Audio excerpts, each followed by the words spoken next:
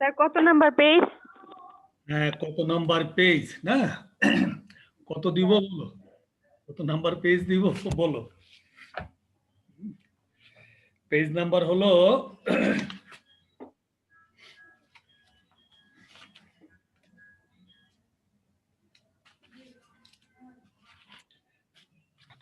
Sir আমাদের পরীক্ষার খাতাটা কি কলেজে জমা দিতে হবে? হ্যাঁ হ্যাঁ, কলেজে জমা দিতে হবে। 12 তারিখে? হ্যাঁ, 12 তারিখের মধ্যে দিয়ে দিও। আচ্ছা, শুধু অ্যানসার লিখলেই হবে না? শুধু আনসার লিখলেই হবে। আচ্ছা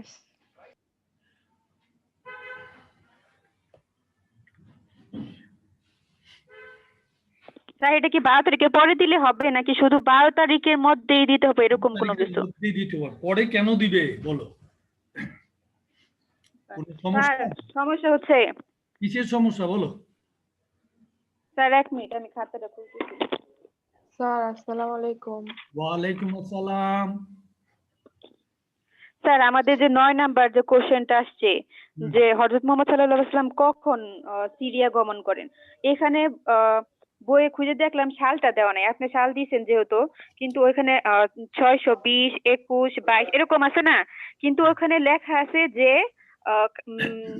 খাদিজা রাদিয়াল্লাহু আনহা আর আরেকটা সাহাবীর নাম বলছে ওনারা মৃত্যুবরণ করার পরে গেছেন। তো ওইখানে তো হচ্ছে 619 সাল, তাহলে কি আমরা আনসারটা কি 20 দিব? 19 সাল মানে 20 দিব কিনা নাকি? এটা ওইখানে কি লেখা? এখানে আপনি 19 নাই। না স্যার, আপনি প্রশ্নের মধ্যে 19 নাই। 19 নাই, কি আছে? কত আছে? 20? স্যার 20 আছে, 21 আছে, 22 আছে হ্যাঁ, এরকম।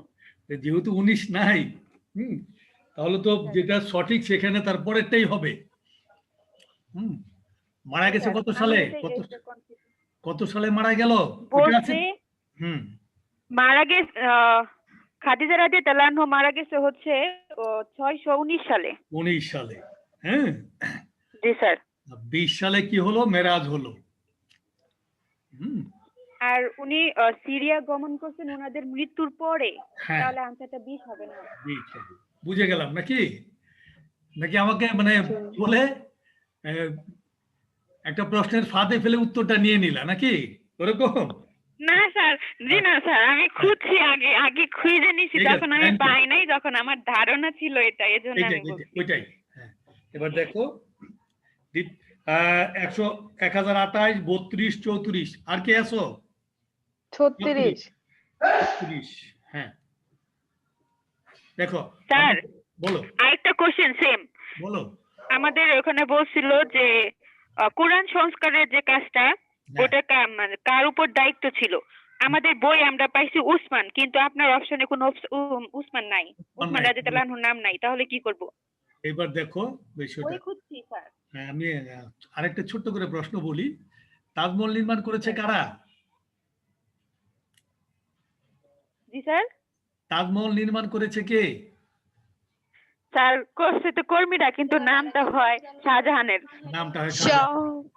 হ্যাঁ, শাহজাহানের। সে কি তাজমহলের নির্মাতা সময়কালে রাজা ছিলেন এই জন্য, এই তো? জি স্যার।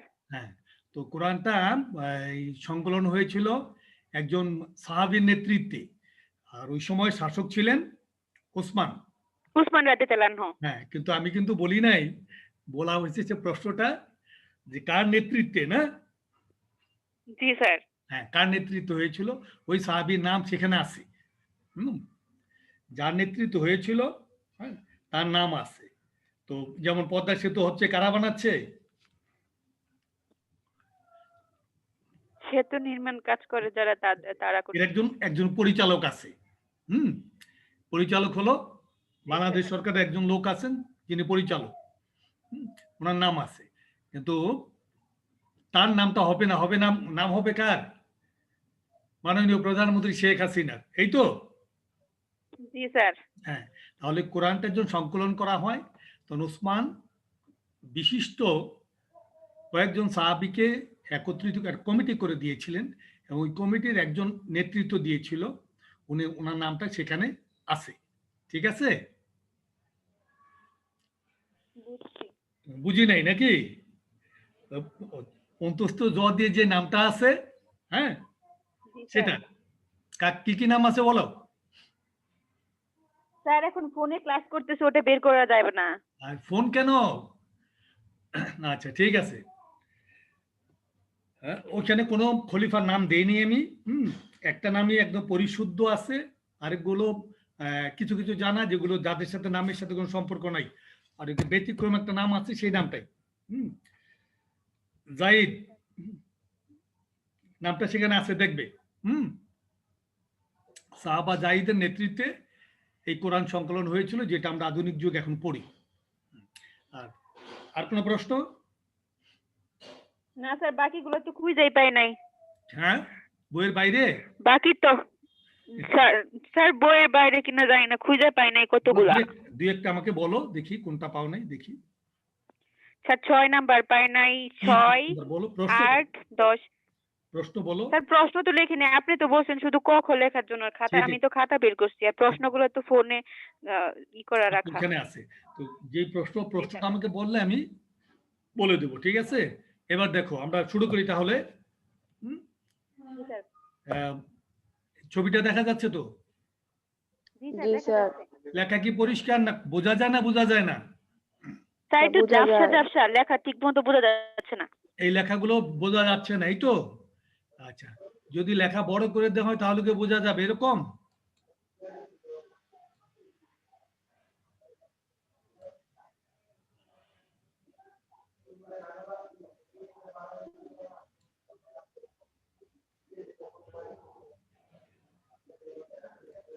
এগুলো বোঝা যায়, দেখো তো।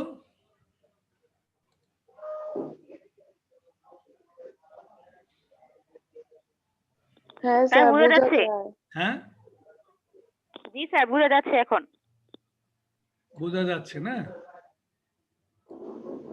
স্যার কালকে তো এটা শেষ করে দিছিলেন। হ্যাঁ, কালকে তো এটা শেষ করে দিছিলেন। কি শেষ করে দিয়েছিলাম?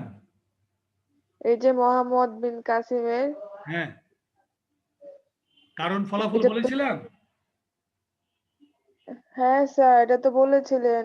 হুম, হ্যাঁ। তাহলে কি পড়ানোর কথা ছিল বলো?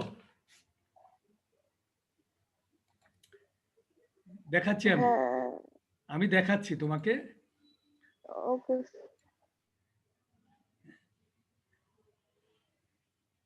মানে রাজনৈতিক অভিযান, সিন্ধু অভিযানের কারণ, ঘটনা ও ফলাফল, তার পরিচয়টা পড়ানো হয়েছিল, এই তো? কিরে বাপ, হ্যাঁ এটা পড়াবেন স্যার আজকে। এই যে রাজনৈতিক ফলাফল পড়াবো, এই তো? জি স্যার। হ্যাঁ স্যার। হ্যাঁ, গুড। সেটার সাথে সাথে বলতে হয়।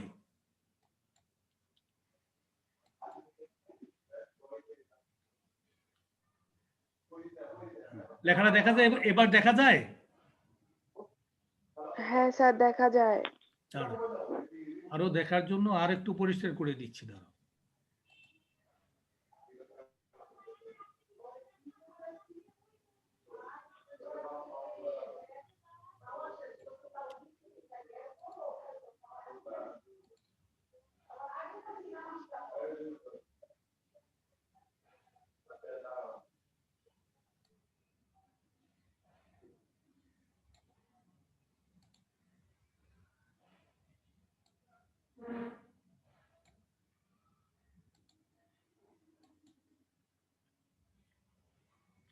এবার পরিষ্কার বোঝা যায়?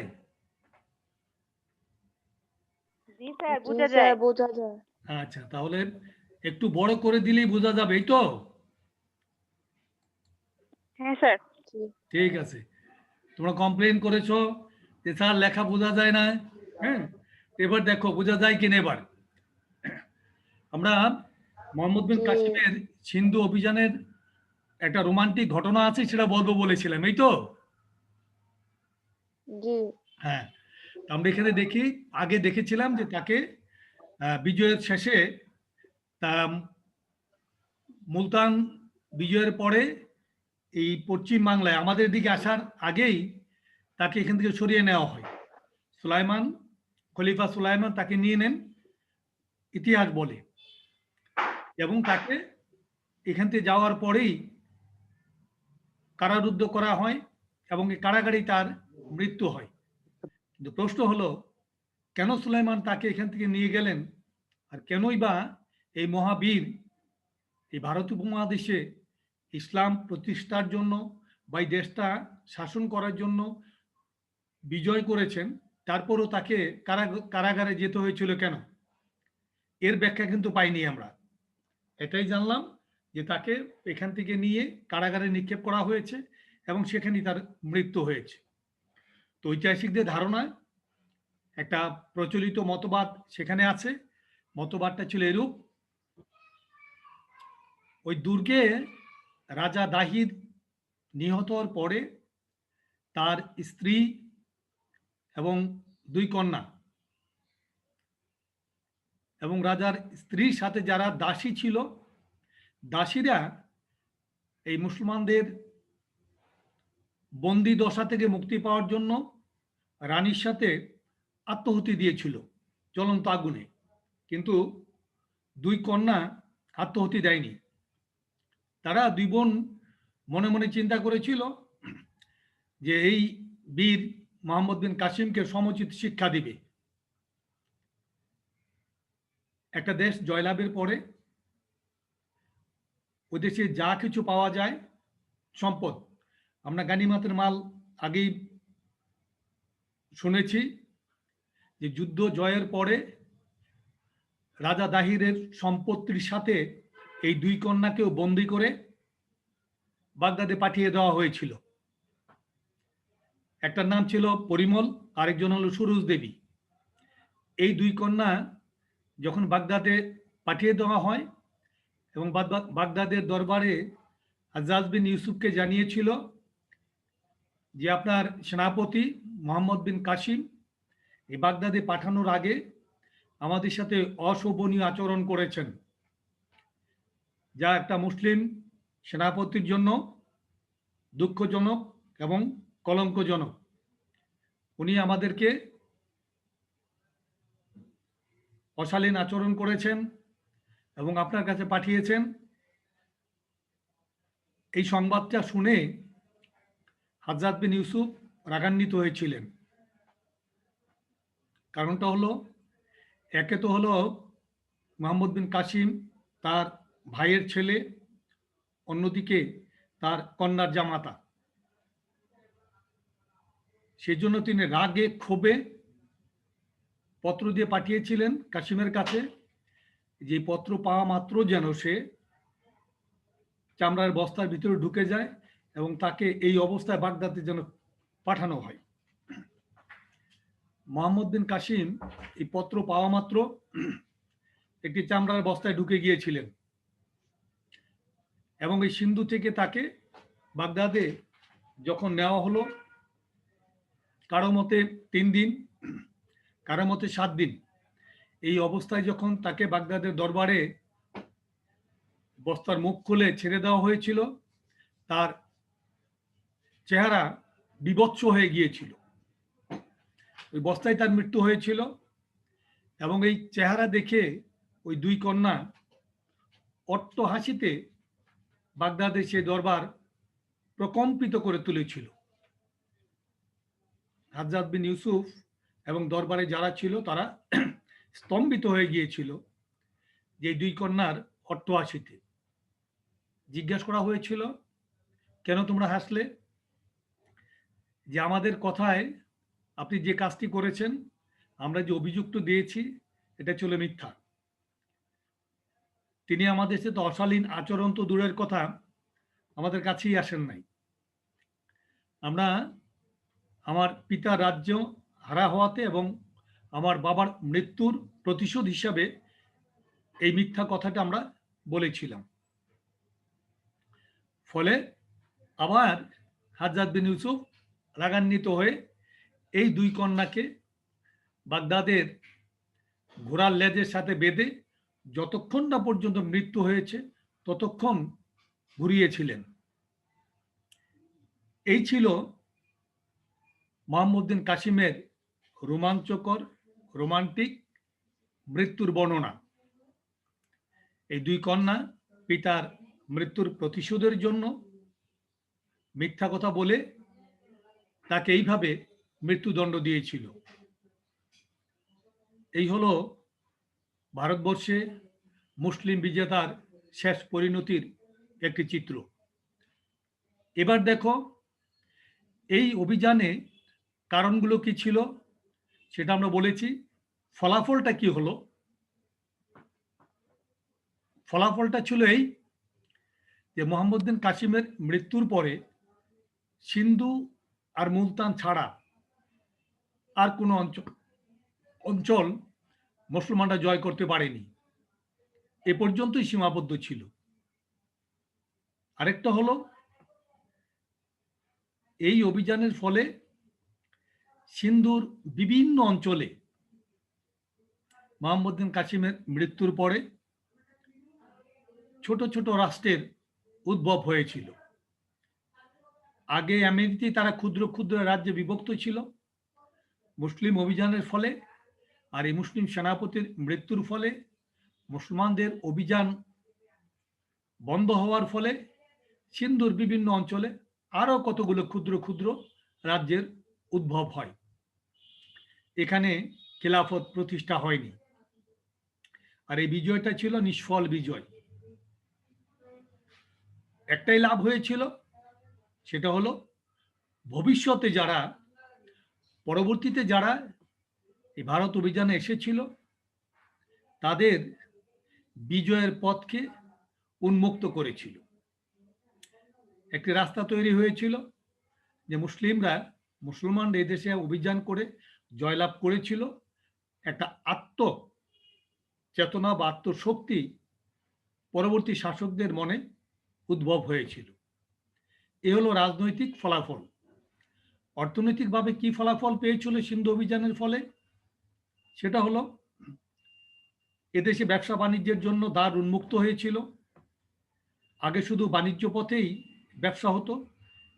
এই স্থলপথ অভিযানের ফলে নতুন একটি রাস্তা আবিষ্কার হয়, আর এই পথে ব্যবসায়ীরা আনাগোনা শুরু করে এবং বাগদাদের সাথে আফগানিস্তানের সাথে ভারতবর্ষের একটা ব্যবসায়িক যোগসূত্র তৈরি হয় এবং বাণিজ্যিক গুরুত্ব বৃদ্ধি পায়, যার ফলশ্রুতিতে সিন্ধুর বিভিন্ন অঞ্চলে যেমন ক্ষুদ্র ক্ষুদ্র রাজ্যের উদ্ভব হয়েছিল, তেমনি আরব বাণিজ্যিক ঘাঁটিও স্থাপিত হয়েছিল। কেননা মুসলিমরা এই দেশটা জয় করেছিল। জয় করার ফলে এদেশে সিন্ধুর বিভিন্ন অঞ্চলে নিজেদের বাণিজ্য কুটি স্থাপিত হয়েছিল এবং ব্যবসায়িক আয় বৃদ্ধি পেয়েছিল। সামাজিক ফলাফলটা কি ছিল? এই অভিযানের ফলে একটা সম্প্রীতির বন্ধন তৈরি হয়েছিল। মুসলমানরা যে সমস্ত রাজ্যগুলো জয় করেছিলেন সেই রাজ্যগুলো শুধু মুসলমানদের মধ্যেই ভাগ করে দেন নাই, এগুলো যে শাসক ছিলেন, হিন্দু রাজা ছিলেন, অনেক ক্ষেত্রে তাদের উপরও দায়িত্ব দিয়েছিলেন। এর ফলে হিন্দু মুসলিম একটা সম্প্রীতির বন্ধন তৈরি হয়েছিল এবং কিছু কিছু আরব এবং সিন্ধুর রীতিনীতি একে অন্যের উপর প্রভাব বিস্তার করেছিল। যেমন আরবের আলখাল্লা পোশাক এদেশে আসে এবং এদেশের জৌলুসপূর্ণ পোশাক আরবদের সংস্কৃতি রীতিতে প্রভাব ফেলেছিল। আরেকটা হলো এদেশে হিন্দু মুসলমানদের সাথে একটা বৈবাহিক সম্পর্ক স্থাপিত হয়েছিল। লোকাচার বলি, সংস্কৃতি বলি, এর একটি প্রভাব উভয় সম্প্রদায়ের মধ্যে স্থাপিত হয়েছিল। ধর্মীয় ফলাফলটা কি? এদেশে মুসলমানদের আগমনের ফলে, মুসলিম বিজয়ের ফলে ইসলাম প্রচারের পথ উন্মুক্ত হয়।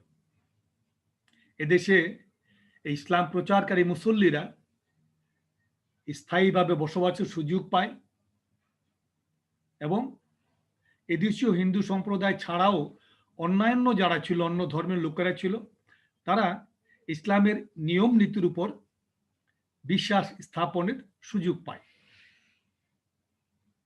সর্বশেষে হিন্দু মুসলিম সম্প্রীতির একটি বন্ধন তৈরি হয়, যা এখনো অটুট, তবে মাঝে মাঝে দাঙ্গায় পরিণত হয়। উগ্রপন্থিতার জন্য, অসাম্প্রদায়িকতার জন্য দাঙ্গা হয়, কিন্তু মূলত ভারতবর্ষে আদি যুগ থেকেই হিন্দু মুসলিম সম্প্রীতির একটি বন্ধন ছিল, এখনো আছে, এবং ভবিষ্যতে থাকবে বলে আশা করি, যেটি আমাদের দেশে বিরাজমান।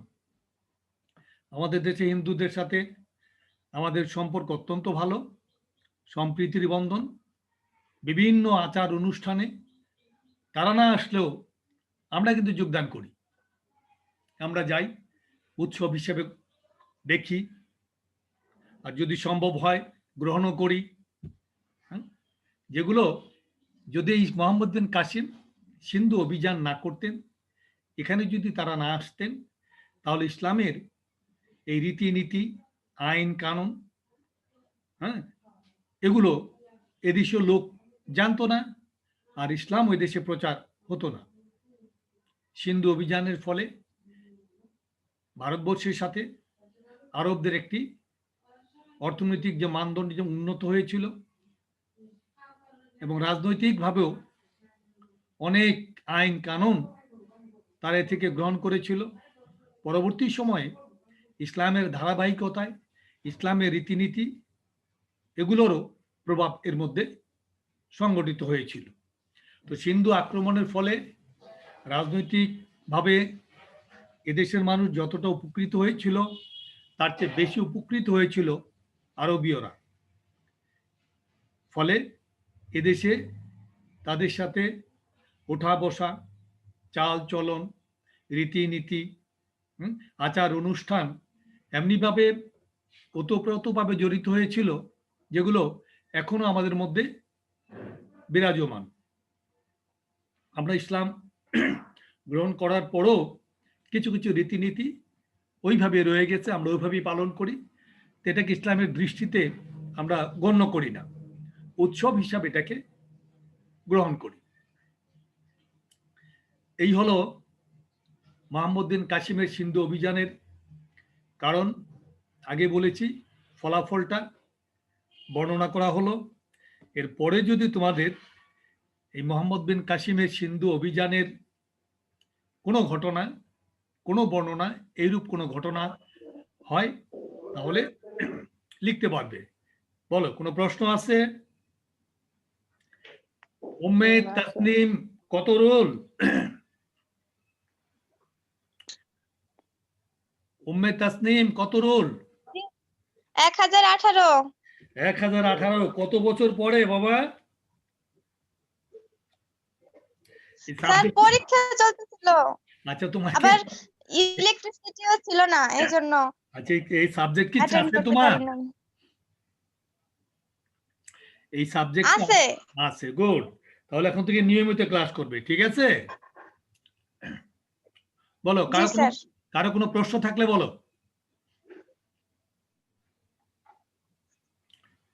কারো কোনো প্রশ্ন আছে? স্যার সামাজিক ফলাফলটা আবার একটু বুঝাই দিলে ভালো হয়। কোনটা বলো? ফলাফল গুলো? ফলাফল, সামাজিক ফলাফল। দেখো, সামাজিক ফলাফলটা হলো এই, আমরা সমাজে বসবাস করি, তাই তো? সমাজের সকল ধর্মের লোক থাকে, আর ওই সময়টাতে মুসলমান ছাড়া এদেশে যারা বসবাস করত, তারা নিজেদের মধ্যে শ্রেণীভেদে বিশ্বাসী ছিল। উঁচু নিচু জাত, বড় জাত, ব্রাহ্মণ, ক্ষত্রিয়, বৈশ্য, এই শ্রেণীতে বিভক্ত ছিল। কিন্তু মুসলমান আসার ফলে তারা দেখলো যে মুসলমানদের মধ্যে এই শ্রেণীভেদটা নাই, যার ফলে অনেক নিম্নবর্ণের হিন্দু, উচ্চ বর্ণের হিন্দু, তারা মুসলমানদের কিছু রীতিনীতি গ্রহণ করেছিল, এবং তাদের মধ্যে একটা ভাবের আদান প্রদান হয়েছিল, সম্প্রীতি তৈরি হয়েছিল। আরবের কিছু রীতিনীতি এদেশে প্রচলিত হয়, আর আরব ভারতবর্ষের কিছু রীতিনীতি অ্যারাবিয়ানরা গ্রহণ করে। আর বড় সম্পর্কটা ছিল বৈবাহিক সম্পর্ক। এদেশে এসে তারা হিন্দু বা অন্য ধর্মের সাথে বৈবাহিক বন্ধনে আবদ্ধ হয়ে ইসলাম প্রচারের একটি পথ তৈরি করেছিল, এবং যার ফলে এই বৈবাহিক সম্পর্কে কেন্দ্র করে ইসলামের রীতিনীতি, বৈবাহিক রীতিনীতি যেমন হিন্দু বা বৌদ্ধ খ্রিস্টান তাদের রীতিনীতি এক না। তো এই বৈবাহিক সূত্রের ফলে উভয় গোত্রের মধ্যে, উভয় সম্প্রদায়ের মধ্যে একটি নতুন ধারা তৈরি হয়েছিল, যে ধারায় আমরা এখন চলি। আমাদের বৈবাহিক অনুষ্ঠানগুলো, বিবাহিক অনুষ্ঠান যেগুলো আমরা হয়, এগুলো কিছু অ্যারাবিয়ান, কিছু ভারতীয়, আর কিছু আমাদের নিজস্ব। যেমন গায়ে হলুদ, সবাই হলুদ কাপড় পরতে হবে, এই ইসলামের কোনো রীতিনীতি না। আর গায়ে হলুদের রীতিটা হলো হিন্দুদের। আর একসাথে একই কালারের পোশাক পরতে হবে, এটা নতুন আবিষ্কার। এগুলো নতুন আবিষ্কার। তো এই সমাজে বসবাস করতে গিয়ে মুসলমান, হিন্দু, বৌদ্ধ, খ্রিস্টান তাদের মধ্যে এই রীতিনীতির, কৃষ্টি কালচারের যে একটা শুভ সূচনা হয়েছিল, এটা বিরাজমান। অনেক সময় আমরা বলি যেগুলো, যেটা না করলেই হয় না, এটা না করলে হয়, এটা করলে হয়। হ্যাঁ, কোনোটাই না করলে হয় না, আর কোনটা করলে হয়, এগুলো আমাদের ধর্মীয় বিধান, যেগুলো না করলেই না। তো যার ফলে একটা সামাজিক বন্ধন তৈরি হয়েছিল। এইভাবে এদেশের কিছু রীতি আমরাও গ্রহণ করেছি, তারাও আমাদের ধর্মীয় কিছু রীতিনীতি গ্রহণ করেছে, সময় নির্ধারণ করেছে। হ্যাঁ, যার ফলে সমাজে সম্প্রীতি একটা বন্ধন তৈরি হয়েছে, যেগুলো এখনো বিরাজমান। মাঝে মাঝে উগ্রতা দেখা দেয়, ধর্মীয় বিভেদ তৈরি হয়, তারপরেও বলবো যে আমরা এদেশে সম্প্রীতির বন্ধনেই সবচেয়ে বেশি থাকতে ভালোবাসি। হিংসা, বিদ্বেষ এটা আমাদের মধ্যে নেই, এবং ভবিষ্যতেও থাকবে না, আমাদের ধর্মেও নেই। আর আমরাও ধর্মের রীতি অনুসরণ করেই ভবিষ্যতে চলার চেষ্টা করব। তারপরে বলো। জি স্যার। তাহলে সবাই ভালো থেকো। আগামী ক্লাস কবে? জি। শনিবার। শনিবারে 2টায় না? 2টায়। জি স্যার। স্যার, বলো। শনিবারে তো আমাদের ইয়ে আছে, ক্লাসও আছে, তাহলে ওটা দিয়ে আসবো কিভাবে কলেজে? কি কি আছে? আপনি যে প্রশ্নগুলো দিয়েছেন ওইগুলা দিয়ে আসবো কলেজে, আবার ক্লাস 12 তারিখ, করতে ঠিক হবে। আছে। তাহলে শনিবারের ক্লাসটা আমরা পরে এক সময় নিব, এই তো? জি। হ্যাঁ, হ্যাঁ স্যার, শনিবারে। ক্লাস নিয়ে নেন, সমস্যা নেই। দুইটার দিকে আচ্ছা নিলে সমস্যা নাই। আচ্ছা, ঠিক আছে। তাহলে শনিবারে 2টায় আমরা উপস্থিত হব, আর জানতে পারবো কে কে জমা দিলাম আর কে কে জমা দিলাম না। ঠিক আছে, সবাই ভালো থাকো, জি স্যার। জি জি স্যার। শান্তি আসসালামু আলাইকুম স্যার। স্যার। আসসালামু ঘরে থাকো। আলাইকুম। আসসালামু আলাইকুম। ওয়ালাইকুম আসসালাম স্যার। সালাম। শনিবারে কি কিছু